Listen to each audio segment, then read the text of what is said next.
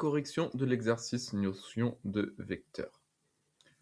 Alors, on vous dit que ABCD est un carré de centre O. Les points E, F, G, H sont les milieux des côtés du carré. Pardon. Question 1.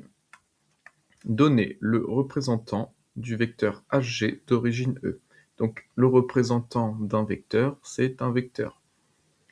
Comme quand on vous dit, on parle de représentant de parent, le représentant d'un parent, c'est un parent. Le représentant d'un élève, c'est un élève.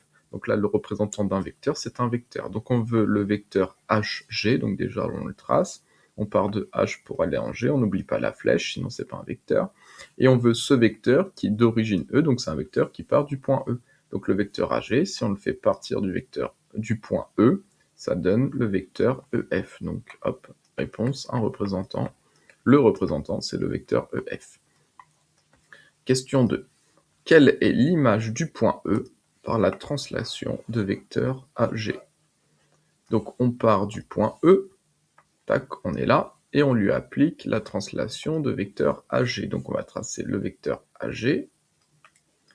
Donc si on part de point E, le vecteur AG, on avance, hop, ici 1, 2, et on descend de 1. Donc si on part du point E, on avance de 2, on descend de 1, donc hop, on arrive au point D.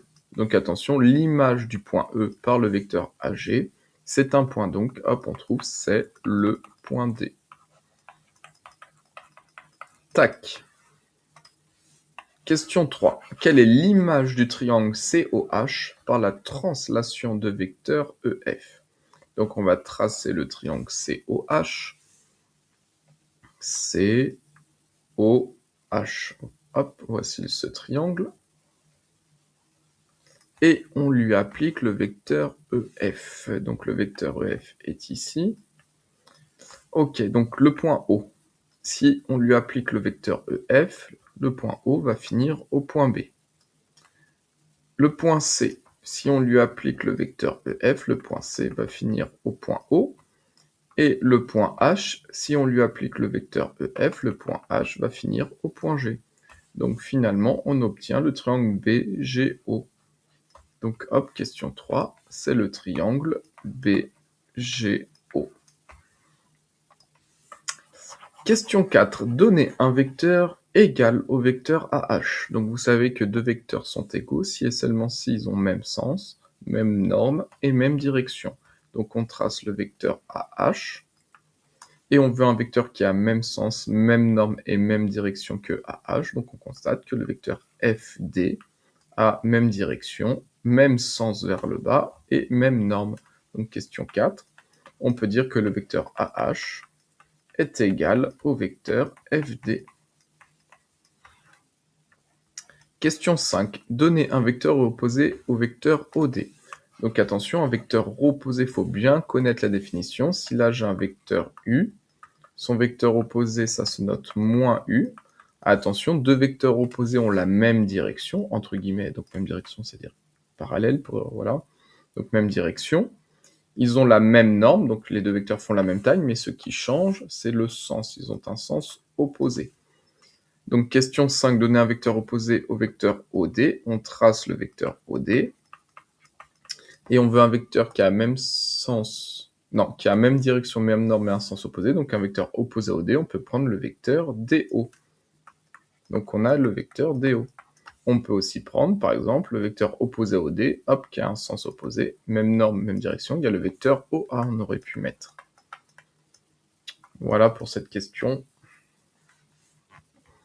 Question 6.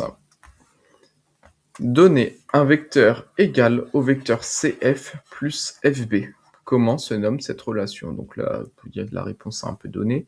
Donc vecteur CF, donc on part du point C. Ça, c'est notre point de départ. On part de C et on applique le vecteur CF. Donc on part de C pour aller en F.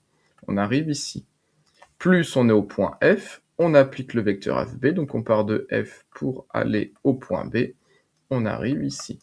Donc finalement, on est parti du point C, on part de C pour arriver à B. Donc ça donne le vecteur CB. Donc sur une copie, hop, on écrit que le vecteur CF plus le vecteur FB, et ça donne le vecteur CB. Et là, ce que l'on a appliqué, c'est la relation de Schall. Hop, c'est la relation de Schall. Attention, Schall, c'est un monsieur, hein, c'est Michel Schall. Donc c'est un C majuscule. Hop, et ça s'écrit comme cela. Il y a 2 S à Schall. C'est la relation de Schall. Question 7. Donnez un vecteur égal au vecteur EO plus FG. Donc, on regarde où on part du point E, je pars de E. On applique le vecteur EO, donc on part de E pour aller en haut, on arrive ici. Plus on doit appliquer le déplacement FG. Donc nous, on ne bouge pas, on est là, on est au point O. Et on doit appliquer le déplacement FG. Donc le déplacement FG, c'est ce déplacement-là. Donc comme nous, on est ici, si on applique le vecteur FG au bonhomme là, le bonhomme, hop, va se retrouver au point D. Donc finalement, on est parti du point E, on part de E pour arriver au point D. Donc on peut dire, question 6, que EO sur la figure plus FG nous donne le vecteur, on part de E pour aller au point D. Ça donne le vecteur ED. Pardon, c'était la question 7. À dans 10 secondes. Hop, hop. Alors, question 8. Donnez un vecteur égal au vecteur AO moins OH. Donc là, vous devez avoir un réflexe. Vous savez que dans votre cours, que lorsqu'on écrit moins le vecteur AB, qu'est-ce que ça signifie? Moins AB, c'est-à-dire que c'est l'opposé du vecteur AB. Donc si j'ai une figure, j'ai un point A et un point B, ça c'est le vecteur AB. Et moins AB, c'est le vecteur opposé à AB. Donc ça, ce que je trace en vert, c'est le vecteur opposé à AB, c'est moins AB. Et on constate que le vecteur en vert, moins AB, c'est tout simplement le vecteur BA. Donc moins AB est égal au vecteur BA. Ça, c'est une propriété du cours. Donc là, votre réflexe à avoir, c'est que lorsque l'on voit moins OH, vous devez écrire sur une copie que ça, c'est égal au vecteur AO, et moins OH, donc c'est donc plus le vecteur HO. Réflexe moins OH est égal au vecteur HO. Et là, on va s'aider de la figure. Alors, on part du point A, on part d'ici, on applique le vecteur AO, donc on va de A jusqu'au point O, donc on se retrouve là, et on doit effectuer la translation de vecteur HO, donc HO c'est cette translation-là, HO. Donc nous, on se trouve au point O, donc si on applique le vecteur HO, on est au point O, on applique le vecteur HO, on va se retrouver au point F. Donc finalement, on part du point A pour arriver au point F, donc c'est égal au vecteur AF. Ok. Ensuite, question 9. Donnez un vecteur égal au vecteur BD plus DE plus EF. Donc on part du point B, qui est ici. On part de B. On va jusqu'au point D. Donc hop, hop, hop. On arrive au point D. Plus du point D, on va jusqu'au point E. Tac, tac, tac, tac. Et plus du point E, on va jusqu'au point B. Tac, tac, tac. Donc bilan, nous sommes partis du point B et nous sommes arrivés au point B. Donc tout ça, c'est égal au vecteur BB.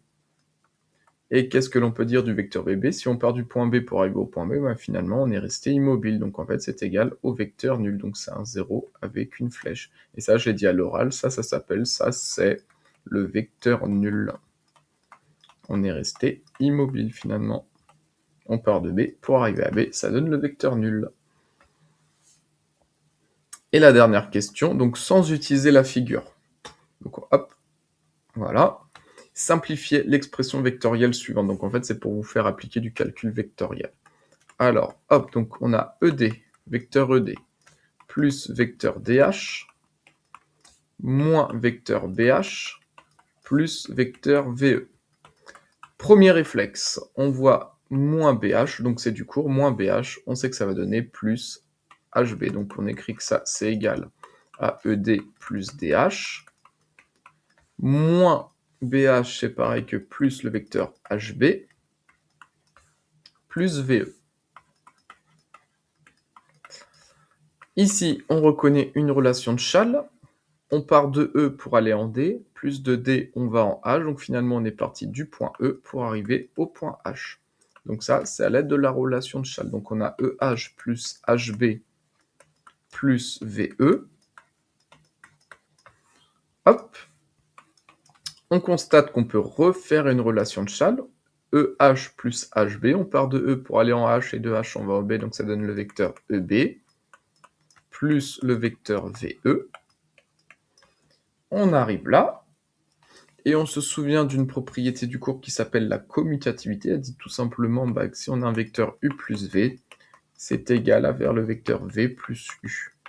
Donc là, si on applique la commutativité des vecteurs, c'est-à-dire juste intervertir de place de vecteurs dans l'opération, le vecteur EB plus VE, c'est pareil que faire le vecteur VE en premier, plus le vecteur EB. Comme une opération, 5 plus 3, c'est pareil que faire 3 plus 5.